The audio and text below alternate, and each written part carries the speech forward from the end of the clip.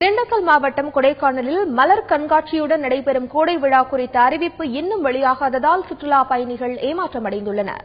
கொடைக்கானலில் உள்ள பிரையன் பூங்காவில் ரோஜா, டீலியா உள்ளிட்ட மலர்கள் சுற்றுலா பயணிகளை வெகுவாக கவர்ந்துள்ளது. இதனால் பிரையன் பூங்காவிற்கு சுற்றுலா பயணிகளின் வருகை நாளுக்கு நாள் அதிகரித்து வருகிறது.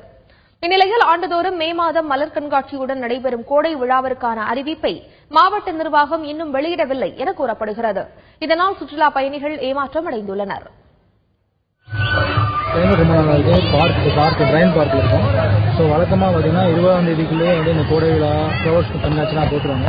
பார்த்தீங்கன்னா தேதி 23, 25 ஆச்சு, இன்னும் எல்லாம் அறிவிக்கலை. அது கொஞ்சம் ஏமாற்றம். இப்போ கிளைமேட் ரொம்ப நல்லா இருக்குது. என்ஜாய் பண்ணுறாங்க. இதான் ஃபர்ஸ்ட் டைம் வந்திருக்கேன். இப்போதான் லேக் போயிட்டு வந்தோம். போட் ஹவுஸ்லாம் நல்லா இருந்துச்சு. இப்போ பிரைன் பார்க்கில் இருக்கிறோம். கிளைமேட் நல்லா இருக்குது.